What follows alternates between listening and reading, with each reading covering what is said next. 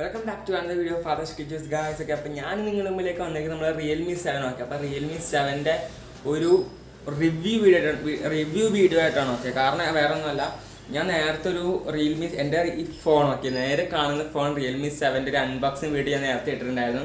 അപ്പം പറഞ്ഞിട്ടുണ്ടായിരുന്നു ഉടനെ തന്നെ റിവ്യൂ വീഡിയോ ഇടുന്ന പറഞ്ഞു okay.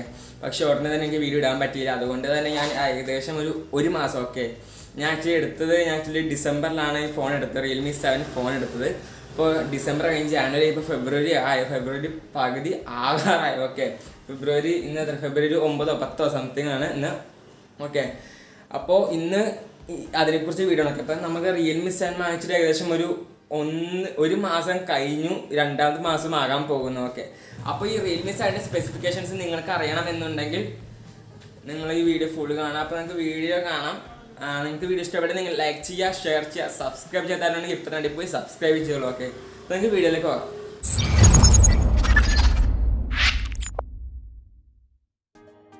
16.5 cm full HD plus corner gorilla glass ആണ് ഇതിൻ്റെ വന്നിരിക്കുന്നത്. കൂടെ 90 Hz സ്ക്രീൻ റിഫ്രഷ് റേറ്റും ഉണ്ട്. World's first MediaTek Helio G95 gaming പ്രൊസസ്സറാണ് Realme 7ൽ കൊണ്ടുവന്നിരിക്കുന്നത്. പിന്നെ ഡിസ്പ്ലേ നോക്കുകയാണെങ്കിൽ അതിനകത്ത് ഇൻ ഡിസ്പ്ലേ ആയിട്ട് തന്നെയാണ് സെൽഫി ക്യാമറ യൂസ് ചെയ്യുന്നത്.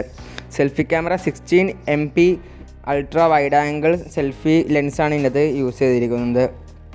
കൂടെ സൈഡ് നോക്കുകയാണെങ്കിൽ റൈറ്റ് സൈഡിലായിട്ട് അതിൻ്റെ ഒരു finger print sensor with power ബട്ടണാണ് തന്നിരിക്കുന്നത്.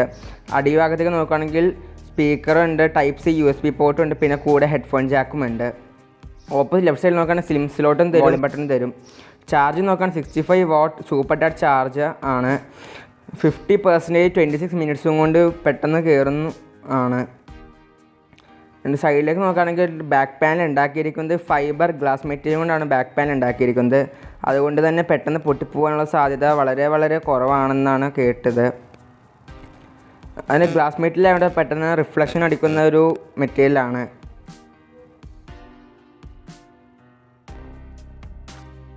ക്യാമറ സ്പെസിഫിക്കേഷൻസ് നോക്കുകയാണെങ്കിൽ സോണിയുടെ 64 MP AI ക്വാഡ് ക്യാമറയാണ് ഇതിനകത്ത് തന്നിരിക്കുന്നത്. 8 MP 119 അൾട്രാ വൈഡ് ആംഗിൾ ലെൻസും 2 MP black and white stylish portrait ലെൻസും കൂടെ 2 MP 4 cm sensor depth macro ലെൻസും കൂടെ ഗൂഗിൾ ലെൻസും ഉണ്ട്.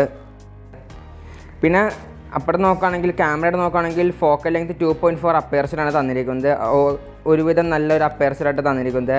ബാക്ക്ഗ്രൗണ്ട് നല്ലപോലെ അധികം ബ്ലറാവില്ലെങ്കിലും ഓട്ടോമാറ്റിക് ബ്ലറാവുന്ന സംഭവമാണ് വന്നിരിക്കുന്നത്. പിന്നെ ഇതിൻ്റെ ഒരു അൾട്രാ വീഡിയോ സ്റ്റെബിലൈസേഷനും കൂടി ഇന്നത്തെ Realme 7ൽ പ്രൊവൈഡ് ചെയ്യുന്നുണ്ട്.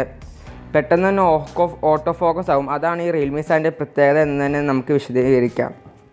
ഓട്ടോ ഫോക്കസിങ്ങിൽ വെരി റെയർ ആയിട്ടാണ് അധികം ഫോണുകളൊക്കെ ഇറക്കുന്നത്. അപ്പോൾ ഓട്ടോ ഫോക്കസിൽ വൺ ഓഫ് ദ ഫോണായിട്ടാണ് Realme 7 കണക്കാക്കുന്നത്.